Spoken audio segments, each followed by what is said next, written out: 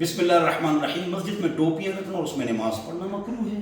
جراثیم سے بھری ہوئی گندی ٹوپی ہوتی ہے، اس کو نہ پہننا اور اس کے بغیر نماز پڑھنا ٹھیک ہے. صاف ٹوپی ہو تو ٹھیک ہے، آپ خود ٹوپی کا اہتمام کریں. ٹوپی کے ساتھ نماز پڑھنا یہ سنت ہے. دلیل خذوا زینتکم عند کل مسجد. مسجد سے مراد یہاں صلاۃ ہے.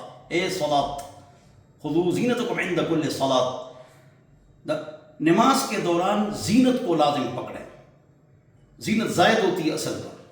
قاضی ثناء اللہ پانی پتی نے فرمایا اس سے مراد صاف کپڑے، عطر، ٹوپی، پگڑی، رومال، خوبصورت کپڑے، یہ مراد ہے اس سے. یہ تو قرآن میں بھی اشارہ مل گیا اور سنت ہے، اور بخاری شریف میں صراحتاً ہے. یہ تو سناتے صلی اللہ علیہ وسلم فی ثوب واحد، حضور نے ایک کپڑے میں نماز پڑھی تھی، ٹوپی نہیں تھی. بس یہ سناتے ہیں. آگے ہے نا، ایک صحابی نے ایک کپڑے میں نماز پڑھی اور دو کپڑے کی طاقت تھی. حضور نے غصہ فرمایا وَلَكُمْ ثَوْبَانِ، تمہارے لیے دو کپڑے ہیں اور ایک کپڑے میں نماز پڑھتے ہو.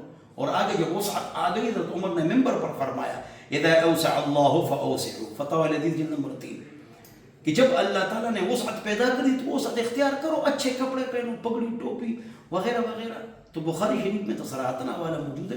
باب سجود علی القلانس والعمائم فی شدۃ الحر وکانوا یسجدون علی القلانس والعمائم فی شدۃ الحر. تمام صحابہ ٹوپی اور پگڑیاں پہن کر نماز پڑھتے تھے، اور جب گرمی ہوتی تھی اس کو آگے کر لیتے تھے، اس پر سجدہ لگاتے تھے گرمی میں. یہ کیا ہے؟ ٹوپی پہن کر نماز پڑھنا سنت ہے. جو واجب سمجھے وہ بیوقوف ہے، جو فرض سمجھے وہ بیوقوف ہے. کوئی اس کو فرض واجب نہیں سمجھتا، بلکہ سنت ہے اور اس پر عمل کرنا چاہیے. اللہ مجھے اور آپ حضرات کو عمل کی توفیق